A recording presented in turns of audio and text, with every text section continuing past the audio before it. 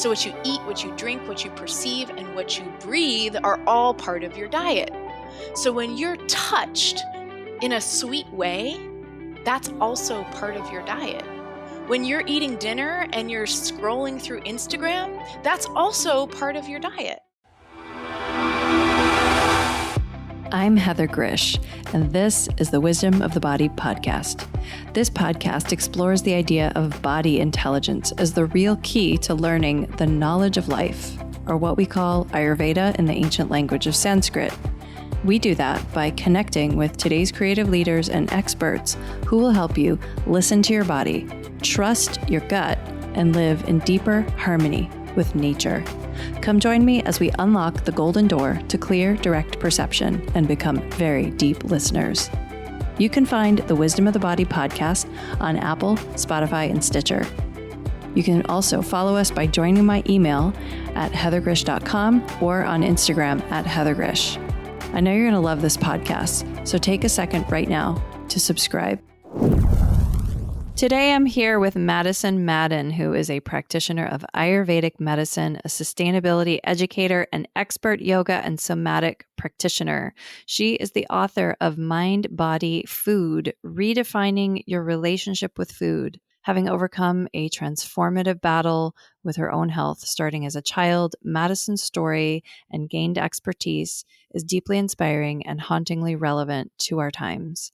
She bridges science and spirituality, health and environmentalism, and speaks to many of the most pressing conflicts of our modern day. I'm really, really excited to have you here today. Thank you so much for joining us, Madison. Oh, I'm honored to be here. Thanks for having me, Heather. Well, congratulations on getting your first book out, Mind, Body, Food. It's a very exciting to launch a book, and I can't wait to get into the topics of the book with you. And I also want to put it out there to the audience. And also, we've had conversations about food before and have recognized this, but it can be kind of triggering for people to talk about food or listen to other people talk about food, whether we're talking about body issues or about our relationship with food, our family's relationship with food, our government's relationship with food. There are lots of potential areas that we could get triggered in, right? So I think we're going to go very deep today. And I hope that as the listeners are here with us, that you're up for this conversation. And if you're sticking around to listen to this great interview here with Madison, then you're really ready to go deep with us today. That's what I think. So Madison, you overcame some severe health issues as a young person. I know you, we've had conversations about food before. Is that specifically what led to this particular book with the ones that you had growing up? Yeah, it absolutely is. And I'm happy to have you give that intro, of what a charged topic food is, because it absolutely is.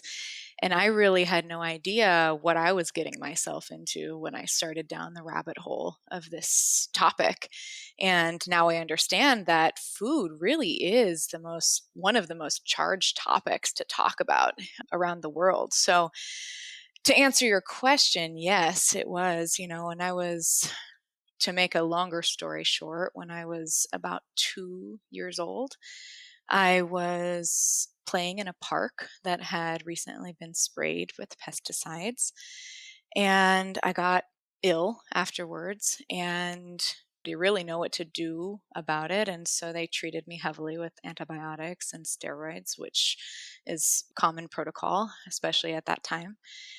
And that really seemed to affect me, wiped out my immune system, my gut microbiome, which at that time we didn't know a whole lot about, or at least it wasn't public knowledge, and seemed to exacerbate everything I was going through. So my whole childhood and early adulthood, I was plagued with a variety of chronic health issues that nobody really had any idea what to do about. They seemed to be unrelated. I was on a cornucopia of pharmaceutical medications. I think by the time I was 19, I was taking about 8 different pharmaceutical medications, each one seeming to lead to another because of various side effects or experiences that I was having. And I literally felt like I was dying.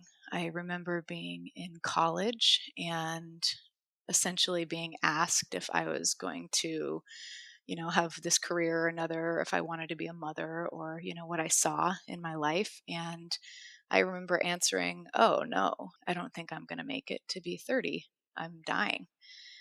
And that's a pretty intense experience to be having as a young person. And I thought I was pretty alone in that experience. But as I've gotten into the world of health as a career, I've come to realize that my experience really isn't that abnormal. And one day I basically had somewhat of an aha moment and realized that I needed to take responsibility for my own health. And basically, the first thing I did is start to change my diet.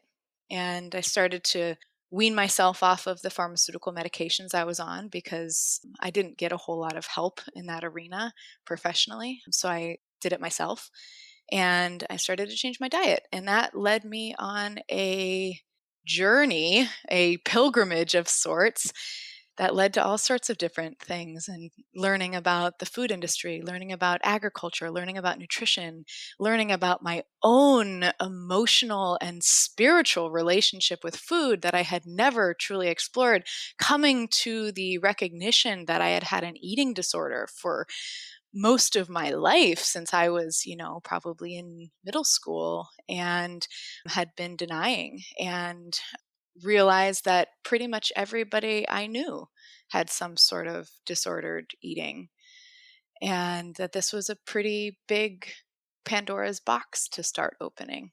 So, yes, it was inspired by my own healing.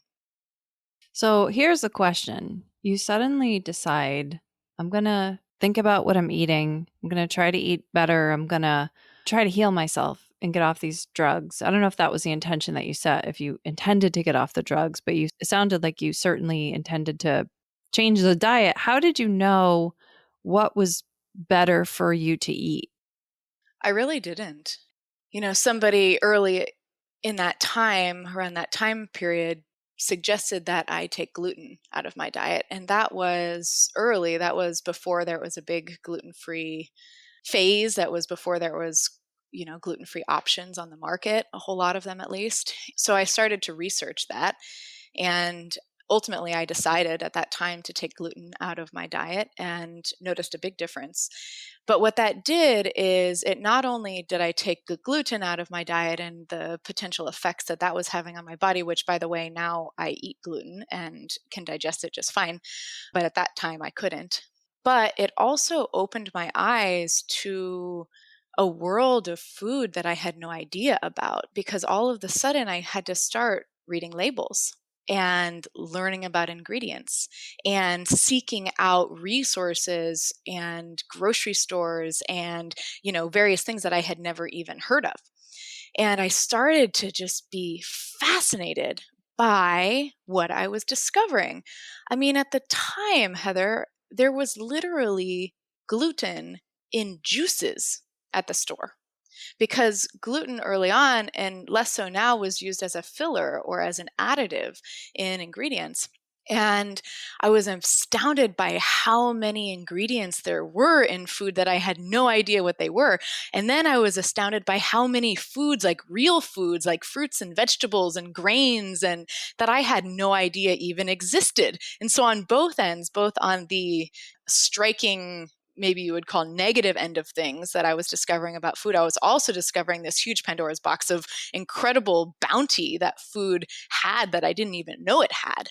So then I started asking myself, well, why? Why is this like this? Why can I walk down the grocery store and, 90% of the things that I look at have this ingredient in it that I didn't even know existed 2 months ago? Why is that? And so then I started looking into, well, where does our food come from?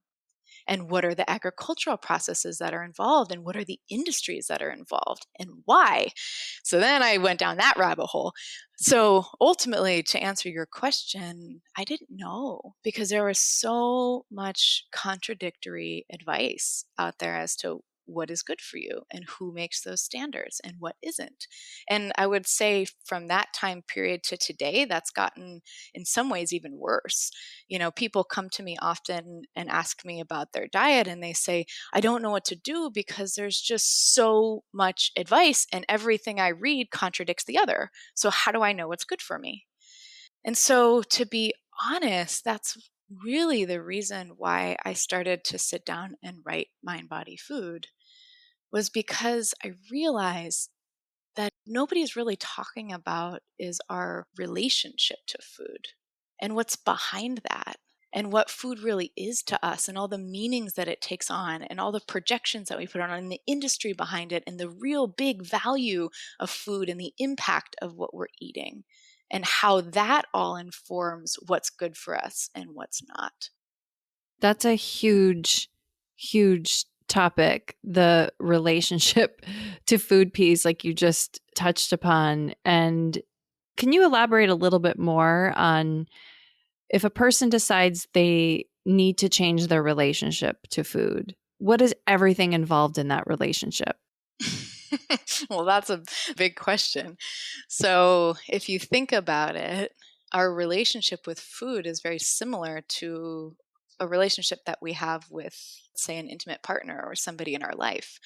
We actually have a living relationship with it. In fact, we've had a relationship with food for our entire lives, from the moment we were conceived and will until the day we die. And we relate to it actually very similarly that we do to intimate relationships.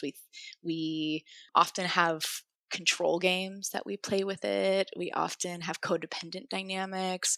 We fantasize about it. We think about it. We choose relationships based on it. We do things in private and hiding with food. So we do all these things with food that almost take on some of these relationships that we're familiar with in our lives outside of it.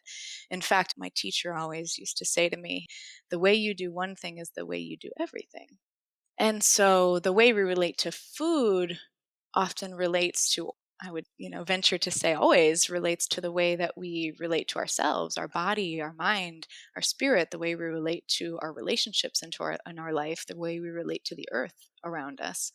And so our relationship to food takes on all of these dynamics, but we like to simplify it to the calories we ingest, or to the amount of protein that we're supposed to have, or the amount of vitamin B we need, which are all important. They're all part of the picture, but we like to simplify it and pretend like that's the full picture. And unfortunately, what happens is people recognize, okay, I need to change my diet to be healthier, let's say. So you go on a diet, but then those other things aren't addressed. And so inevitably, you come back to the same patterns and habits that you were playing out a couple months before you went on the diet, but sometimes it's even worse or harder to change the next time because now you've reinforced the same thing over and over again, right? So how many times do we come back to man, I've tried to change this, that, or the other thing, but then I always just come back to doing the same thing. And so what I'm trying to bring to the conversation is, yes, we definitely need to change our relationship to food, personally and collectively. But it's not going to happen by just changing the calories we consume. It's going to happen by really looking at the relationship we have with it. You talk a lot about disordered eating as a term. And why do you use that particular term? And what do you mean by that, disordered eating? I use the word disordered eating because I was bulimic for many years. And that may seem like a very intense or dramatic expression to people that have never experienced that. But as I started to come out of the closet, essentially, because eating disorders are often very closeted experiences, they're very private experiences a lot of the time that we actually feed in each other without realizing it, but pretend to keep it private.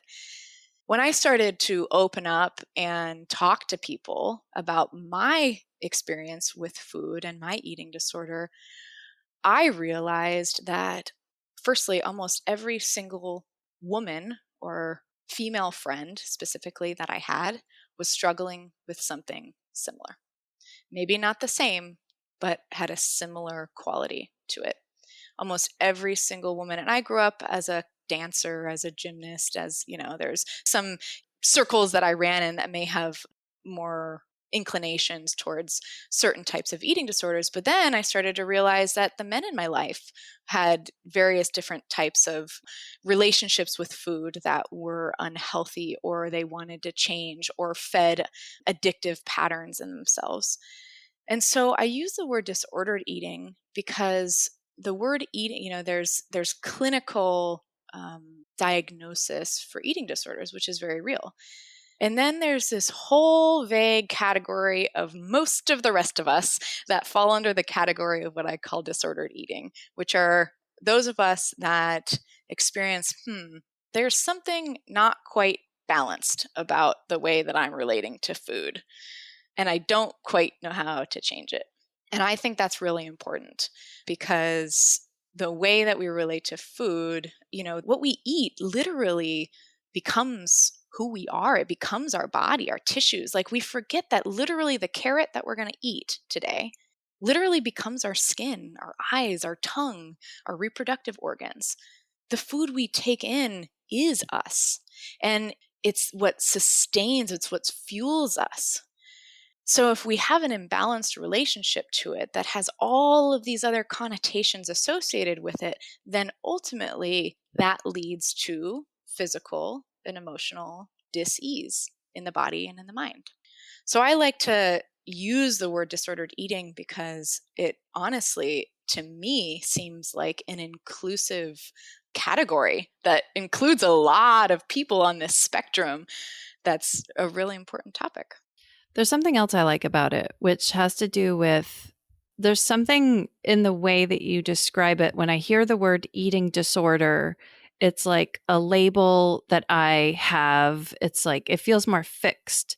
But there's something about saying disordered eating that makes me feel like, oh, I want to understand the mechanism, that there's an awareness that something's not quite right about it. And maybe I don't know how to change it, but I'm curious about it. Right.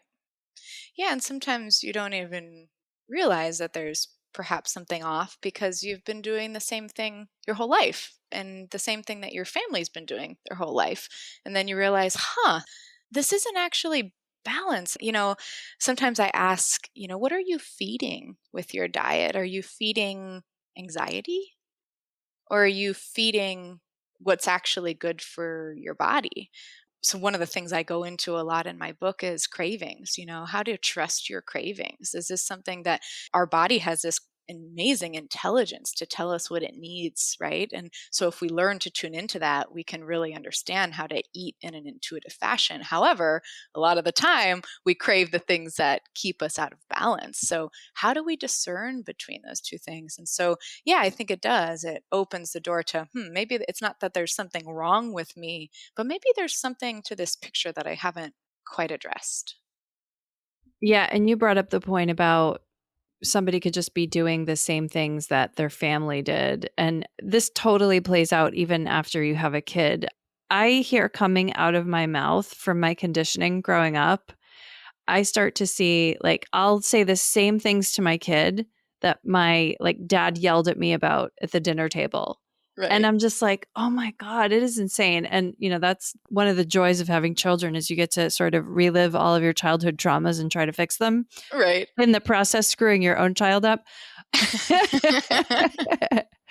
But it's a big deal because I love this idea of trying to understand the dynamic that you have between the food and looking at it like a relationship. And I love that the way that you compared it to intimate relationships and that bit about like how people play different games or they fantasize about it or they do it in hiding and all those things. Super fascinating. I had actually never really put all of those pieces together that you could have the same types of I guess you'd call them deviances in some way with food or with even sexual behaviors. So that sort of goes to my next question. How do you see that food relates to something like pleasure and connection? Oh, it's a really fun question, actually, because this is something actually in the Ayurveda world that I think is really important, and not just in Ayurveda, but in dietary health in general, where oftentimes you'll see that people get so disciplined or attempt to be so disciplined about something like their diet. And then what happens is you go on, you're disciplined, you're disciplined, you're disciplined, you're disciplined, and then something happens. Let's say either, you get really stressed, or let's say you just had this really wonderful celebration and you're inspired and, you go off your diet, your discipline. And then it's really hard to get back on your discipline, right? And so I think this is a missing part in the equation of dietary health, because food isn't just what we eat, it's also this sensory experience, right? Like, how ironic is it is that our mouth not only acts as an orifice of eating, but it's also an intense sensory erogenous zone on our body. And so food is both our nourishment, but it also has this sensory pleasure to it. You can even have an erotic quality to it, right? So, if you think of, one of the things I like to do is, okay, think about what your comfort food is. So what's like the thing you go to when you just like are at the end of the day and, things are stressful and you just want to like cozy up on the couch and eat something? What is that? You want me to answer that? Yeah, I want you to answer that. I would say if I'm cozying up on the couch, it's actually a hot chocolate. Mm-hmm. But the food, if it was something I was chewing, would be a piece of chocolate, dark chocolate. Ah, interesting. Okay, so that's your comfort food. I mean, I don't really have, I don't know, like comfort foods. I guess I have routines. I'm not too much of like an emotional eater, Mm-hmm. or like I'm not like a wind down eater. I don't like wind down with food. Mm-hmm. So I don't know. I don't know if I have a food like that. But I would say in my routine, at the end of the day, I always have chocolate or hot chocolate, like at night when I'm Okay. chilling out. Yeah, Yeah. so that's part of your Yeah. comfort routine. My comfort food is mashed potatoes and gravy. I love mashed potatoes and gravy. I think about just sitting down and eating that. It gives me kind of this sense of comfort. And that ties, for me, ties back to feelings or memories of my childhood that were comforting. That was something that was comforting to me. And oftentimes people will describe similar things like, oh, my mom always fed me this, that, or the other thing. And so I have this kind of association to it that's comforting, right? It's very different most of the time than what someone goes to for pleasure. So for me, if I sat down and had something that was extremely pleasurable, maybe I would think of being out at a really romantic restaurant and, there's live music playing from some beautiful musician. And I have a piece of, similar to you, a piece of dark chocolate, and maybe there's a raspberry on it. And I enjoy it really slowly, and each little piece of it has this sensory experience to it. And maybe it's romantic with the person I'm with, and there's this kind of eros in the air. That is a very different experience than my mashed potatoes and gravy on the couch. But the truth is that as a human being, I like both. I don't want to give up both. And one of the things I don't want to give up either. And one of the things we often come up against, and I learned this early on as an Ayurvedic practitioner working with people with their diet, I'd originally give them lists of foods that they could and could not have that were Ayurvedically recommended, right? And I learned, oh, that doesn't work, because people have this relationship to the foods that they're attracted to, that feel good in their body, that feel good in their mind. And instead of saying you can or cannot have this for this, that, or the other reason, I need to help them find a way to enjoy what they love, but do it in a way that's balancing for them. Because every food can be medicinal if used in the right way. So there may be foods that I say, you really, based on your constitution and what you have going on in your body, really, this is not a good food for you. Really probably should avoid it most of the time in your life. But let's find a way to replicate that quality and find a way for you to enjoy what you have, so that you're not just neglecting yourself or neglecting what it is that you love, because ultimately that just leads to a ricochet effect. That just leads to some sort of part of ourselves that wants to rebel eventually. It leads to cravings. And come on, we have to get real with cravings. You don't just power through cravings. We have to change our relationship to that too, because the craving, it's like driving down a street and every street sign reads like craving this way. And then it just get bigger and bigger and bigger as you keep going, right? Because you try to suppress it, and anything we suppress just lives inside of us and just gets bigger and bigger and bigger, right? I have no idea what you're talking about. Just kidding. You've never had that experience, right? No, I've never had it with anything. I've never had it with like a partner. I've never had it with food. Never. None of those things. My emotional experience is nothing. No, it's cool. Yeah, go ahead. Oh, no, go ahead. I just think that's important because I think that ties to something bigger and greater that we need to address. That's maybe this is the lens of it through food, but ultimately we're talking about something more broad, right? Which is, how do we relate to the parts of us that have desire and want pleasure and connection, and how do we relate to that in a way that's healthy, that doesn't induce addiction or feed cycles of oppression? Because we have this, definition or these subconscious ideas of what that means, and then that ultimately just feeds these cycles within us that lead to unhealthy outcomes. I don't know if I told you I wrote my master's thesis on fasting, which is you did probably one of the reasons that I don't like to cook. It's like I prefer to like starve everybody. Yep. And one of the things that I remember when I was reading or writing the paper, it was like when I finally realized that there was a difference between appetite and hunger, that they're really different things, and how much more sort of like visceral and biological hunger is versus appetite. And I think this is where that craving piece comes in for people, because it's very confusing to know, like, do I really want that? Mm-hmm. And why do I want that? Right. How do you help people work through that? Well, to me, that often comes back to emotional cravings. So I often will help someone go down the path of like, okay, are we sure you're craving a food, or is there a larger craving at play here? For instance, oftentimes people get sweet cravings, and oftentimes they come at night. And, sweet cravings are not good. They're not bad. They just are what they are. But if you eat a bunch of processed sugar every night for 40 years, you're probably going to feel unhealthy consequences from that. So are we sure that your body is craving that sugar, or is there something else going on? Most likely there's probably something else going on. So what is it that you're actually craving? So often we'll go down that path of, well, this is a fairly obvious example, but one that sometimes can be totally mind-blowing is like, are you craving sweetness in your life?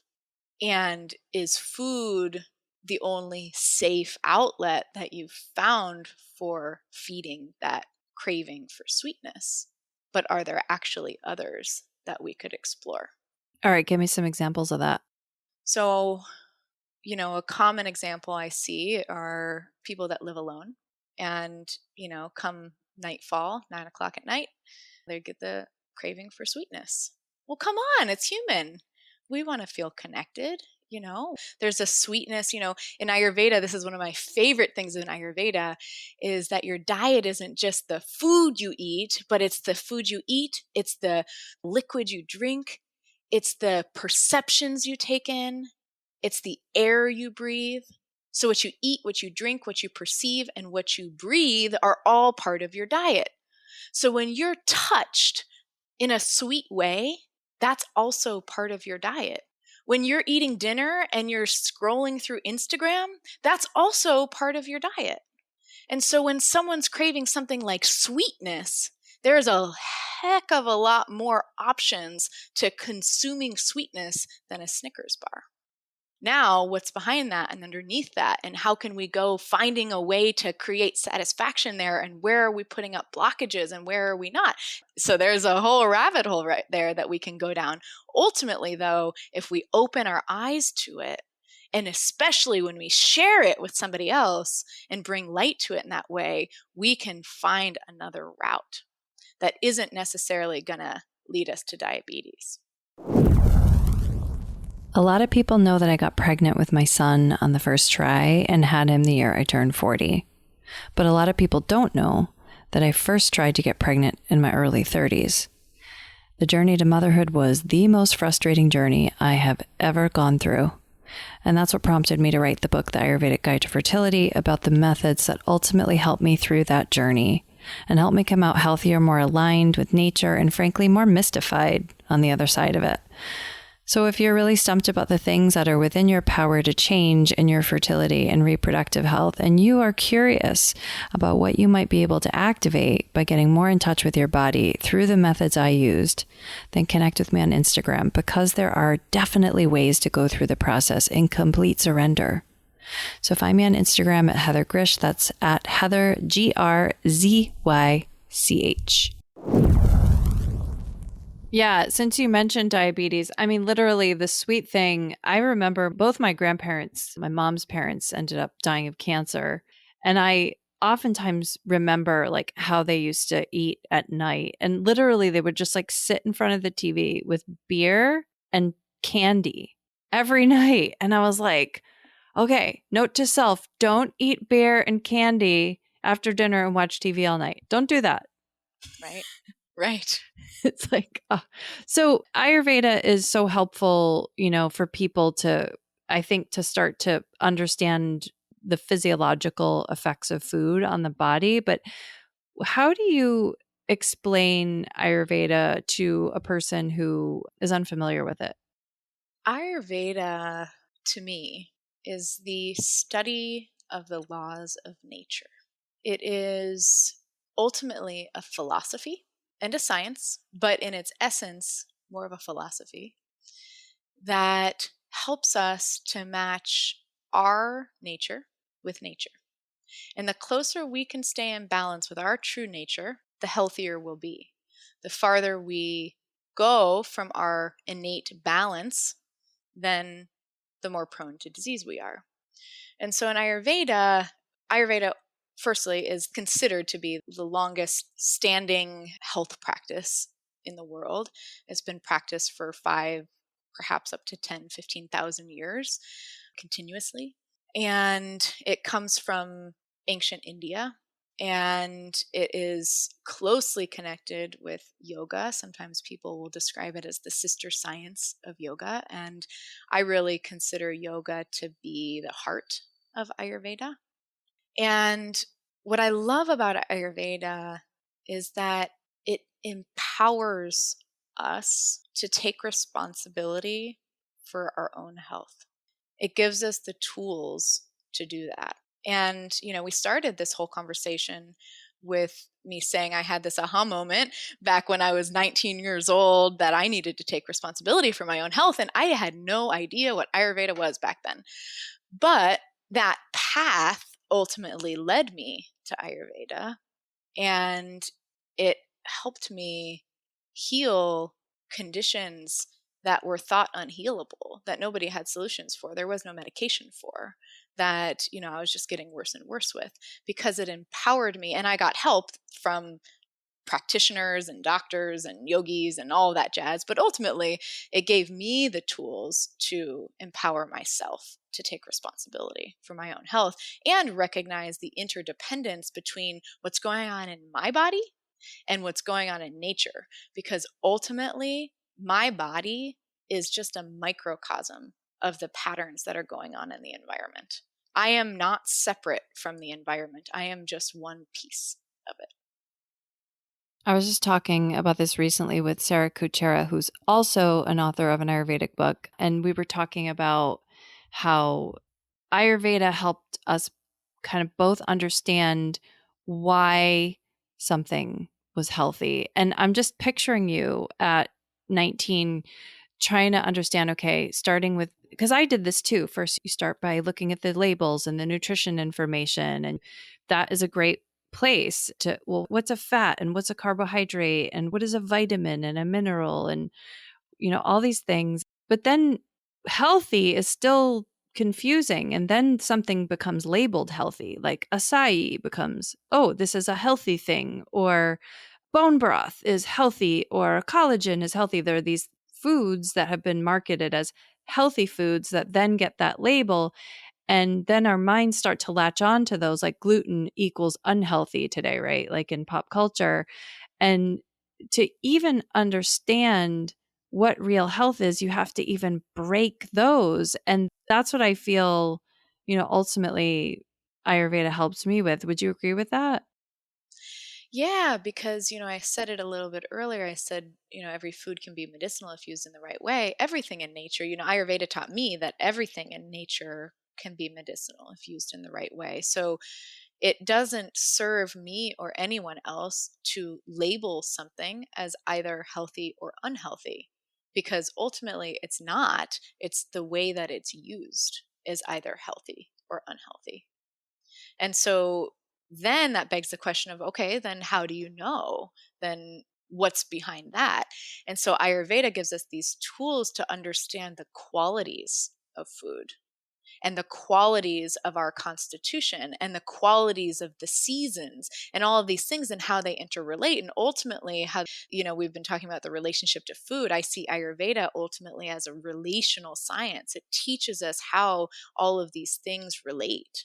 And then that gives us this living, breathing relationship with our bodies and our health, as opposed to this linear relationship of like, this is good for me and it will always be good for me. The truth is that what's good for you today, your diet that might be serving you tremendously today, might not be the same diet that serves you 10 years from now. And so we need to have this evolving, adaptive relationship with our bodies and the environment that is fueling them. And that, I think, Ayurveda is precious for. And it's one, not the only, but one of the only systems that is available today that teaches us that and encourages us to learn that. Okay, so big question, because I know that you're super passionate about the environment as well and sustainability, and you work in that field as well. And even just what you were saying about how the same diet doesn't work, now versus 10 years from now, depending on the context of where we are. But what is the relationship between environmental sustainability and health? Yes. I think this is one of the most important topics that we could be talking about right now. And this is the recognition that what's going on in our bodies and our health is mirrored in the environment around us and vice versa. And I love to notice these similarities. It's fascinating to me. So, for instance, like I mentioned, the body is a microcosm. It's, has the same elements, the same patterns that are going on in my microcosm are going on in the larger macrocosm of the environment. And that's true everywhere. So we see very similar patterns to, let's say, the microbiome of the soil is very similar to the patterns that go on in the microbiome of our guts and our skin. And when we neglect them through monoculture farming, pesticides, etc., very similar consequences happen to the soil as they do to the microbiome of our gut when we neglect them with food or over medicate them with antibiotics, for instance. Versus when we nurture the soil with regenerative farming practices and biodiversity and seasonal practices and things like that. Very similarly to our bodies, when we nurture our gut with food that is natural and seasonal, and we use more natural medication and don't over medicate ourselves and don't over stress and all of these things that affect our microbiome, then we have this regenerative quality to our guts, which then informs our nervous system and our brain. There's a bidirectional feedback loop via what we call the vagus nerve from the gut to the mind, and they're constantly communicating with each other, not that dissimilar to the way that the microbes in the soil are constantly communicating, and the roots of the trees and the fungi, the network of fungi all around the world. So that's just one. The way that we relate to energy, for instance, is very similar. The way we relate to sustainable energy versus reserve energy. In the environment, we have these reserve energy sources, such as fossil fuels, right? And they're there, but when we overuse them, they go dry. And they also cause externalities to the planet, consequences to the health of the planet. And that's similar in our bodies to the way that we relate to our reserve energy, such as adrenaline and cortisol. our fight or flight instinct. So we have these reserve energy storages that are there for these life or death situations, but we're really not supposed to be using them all the time. But unfortunately, in our modern day, most of us are running on adrenaline and cortisol most of the time. And so then we create issues such as, chronic fatigue syndrome and stress related conditions that are correlated to pretty much all chronic illness at this point, inflammatory conditions. So you see these same patterns that show up in our environment, show up in our bodies, but we often don't realize that they're the same patterns. And ultimately, the way that we relate to ourselves mirrors the way that we relate to our larger environment. And even just thinking about plastics, that you see plastic on the ground, you see trash on the ground. Well, guess what? The more trash we get on the ground, the more trash is going to be in our bodies in the form of microplastics. Right. And that's a huge one. And we don't talk about that much. One of the things I do is I work for an amazing company that helps people recycle hard to recycle items, including plastic film, which usually doesn't get recycled. And it's amazing to look at the way that we relate to waste. Well, oftentimes we just throw waste away and pretend it just goes away, but it's actually accumulating all over the planet in these places that we right now can't see. But if they keep growing, we're going to see them. And we're starting to see them, like you said, in microplastics. The average American consumes a credit card worth of microplastics every week. Like, that's a part of our diet that we don't usually talk about or realize. So the waste that we're just throwing away actually accumulates in our body. And that's very similar to our diet, right? When we eat a bunch of crap, it accumulates in our body. There's not a sustainable waste transportation system if it's not honored. And that's similar if we look at it on a cultural level. It's pretty intense, It is intense, and it's definitely a theme that has come up with quite a few of my guests and probably will be even more so in the upcoming episodes. But there was an episode I did last year with Catherine Standuffer, who wrote the book Lightning Flowers, and she's a really amazing person. She lives with a defibrillator in her chest. She has this really rare heart condition, and she really sought to understand the materials that went into building this medical device that lives in her chest. Like, she went to the mines in Africa where they were taking one of the materials, and she went all over the world to try to understand, what is this thing that's become part of my body, because she made this conscious choice to decide whether to put this thing in there. And she's really lucky that she was able to make that conscious choice. But there's so many things going on in our environment right now from a pollution perspective that we don't actually even understand. I actually had a client a couple of months ago. She sent me some blood work, because you can actually get all the toxins tested for pretty easily now, a lot of the plastics. And she sent me some blood work, and she's like, wait a minute, I cleaned up everything in my house. I use glass, all the typical things. She's like, wait a minute, I'm still coming back with all these plastics in my system. What's going on?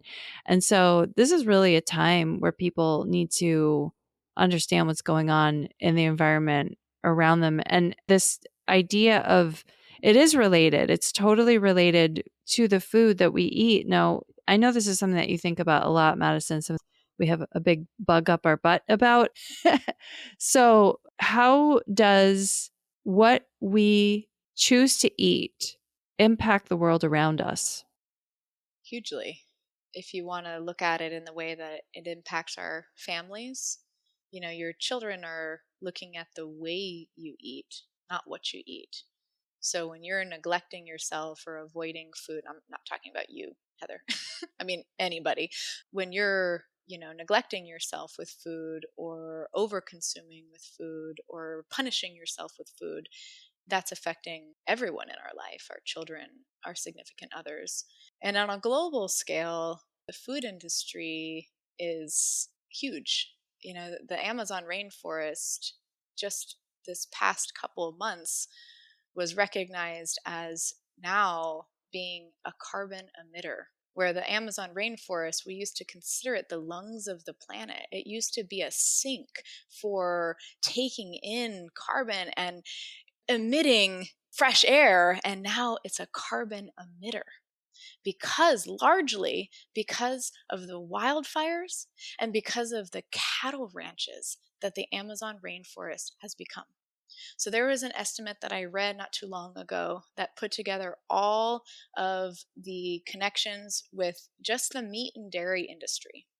And if you put all of those together, the meat and dairy industry correspond to 51% of all the carbon emissions, which is higher than transportation, higher than energy. And those are just two. We're not even talking about, some of those other big, like we're talking about plastics. We're not talking about soybeans. We're not talking about corn. We're not talking about wheat. We're literally just talking about meat and dairy. So what we choose to eat affects us on all levels of the world around us. It affects our intimate environment and it affects our global environment directly. Yeah, and this contextual piece about it's not that meat and dairy are bad, right? It's not like, oh, it's that where we are in time right now and what's going on in the context of life around us with the totality of emissions on the planet and things like that, that really makes it necessary for us to understand our relationship with those particular products. I'll call them food products. Like a cow is not a product, right? But a cow is an animal, it's a sacred creature. But like the way we do things is we turn everything into a product. So we have to understand our relationships with the products. And then we have to understand our relationship with those things, those materials that they're coming from. So this is such a big topic. We could probably do a whole separate, a whole 10,000 episodes on that, Right. actually. Yeah.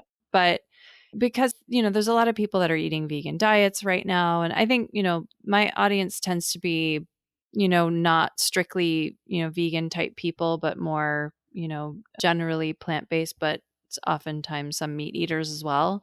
So when you were reevaluating your relationship with food, like, did you have a mentor in your life or did some sort of like go-to to help guide you in the beginning of that process? You know, at the very beginning, no. I just started, it was almost like throwing darts at a dartboard. Like, how does this affect me? And how does this affect me? And what's this? Let's go down this path and see what's down it. But ultimately, there was a lot of people. And then eventually, I decided that this really was this kind of pilgrimage that I began down with my relationship with food was much bigger than that. And it really began to be a spiritual journey. And so I ultimately found a spiritual teacher that became a mentor of mine for over a decade and was a huge, huge part of my path of becoming a health practitioner, of healing my own self, of, the connections, helping me understand the connections between all of these things. And the saying goes, when the student is ready, the teacher will come. And so I very clearly set out an intention out there that I wanted a relationship like this. And so I was lucky to have it. And that led to many other relationships of mentorship in Ayurveda and things like that. But to me, it's important for us to recognize the importance of community. One of the things that comes up a lot when we're dealing with people with their health is someone wants to make changes to their lifestyle. And, we're in patterns in our community that sometimes our family and our community members want to hold us in a pattern of who we've been in the past. And we need to recognize that our community, both our family, our larger community, and our community as a global humanity, ultimately is an evolving landscape. And that we have the power and the ability to be inspired to take all of these things that we're talking about today, these contextual relevancies of all of these things, like you said, like meat and dairy aren't inherently bad. I have no moral right to tell anybody what's good or bad. Ultimately, that's a decision that we all have.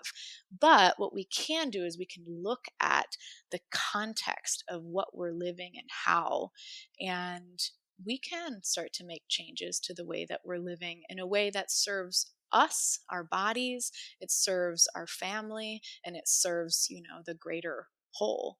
And that may look very differently than it did to us earlier in our lives or in earlier generations. But ultimately, we are facing some big times right now. We're in the middle of a global health pandemic, and we're also in the middle of a environmental collapse. And these things are very connected and relevant to it. So when it comes to, mentors and community, I think they're really helpful and important to help nudge us in a direction. Sometimes there was times in my past, decade in my life where I needed somebody to say, "No, Madison, jump off that cliff, like, oh, look at that thing that you don't want to look at." It's really important. Yeah, and people really need a lot of courage, I think, to go after something that is maybe breaking a norm that they're used to, and to understand that that's part of it. That's totally part of the journey, is feeling that resistance. Even now I go through this with my family. We're getting ready to get into the holidays, and I'm like, okay, I just want to send everybody an email saying, don't send us little plastic electronic gadgets made in China. Like, please do not Right. do that, because my son plays with them once. We got to buy all these batteries. He'll play with it once, and then he'll never play with it again. It'll be broken, and I can't even recycle it at the end. Right. And he'd much rather have a ball of string so he can make a spider web around the living room, But it's so interesting. I remember even as a child thinking that the thing that looked super processed and fancy and like cost a lot of money was better than that simple thing, or that thing that somebody I knew had made. And those are values that are taught and reinforced by family and by community. So this is also big values work. And just, for anybody who's doing this work in our audience here, it takes a lot of digging deep to really get in there. And what is it that's important to me? Not just for me, the me that's here now, but for the me that wants to be here in 50 years. What's important to both of those people, or to the me that wants to support the children who are going to be here 50 years after that, even, is super important work. So thank you so much, Madison, for being here today. And where can people find you? My website is livewiseheal.com, and you can find me there. You can also find me on Instagram at livewise_Madison, Madden, Madden. And I would love to connect with you. And just going back to we did talk about it, a few different dimensions of food, and doing the inner work. If we do the inner work to heal our own bodies and our own relationship with food and nature, what do you think that does for the planet? It gives us a shot. It gives us an opportunity to address and heal, just like my experience of healing these seemingly unhealable diseases in myself that nobody knew what to do with. We're really at a precipice right now where we have the opportunity to do that as a whole and for the planet. And it's time that we take that on. And final question today, Madison, what does the wisdom of the body mean to you? The wisdom of the body to me means being radically authentic to yourself. And in that lies tremendous wisdom. Thank you so much for being here today with us, Madison. Thank you for having me. Thanks for all that you do, Heather. Thank you for tuning in and dropping in with us today. Don't forget to subscribe, rate, and review this podcast. I really want to hear your feedback. To learn more about my work, visit heathergrish.com. That's Heather, GRZYCH.com. And meet me here next time on The Wisdom of the Body.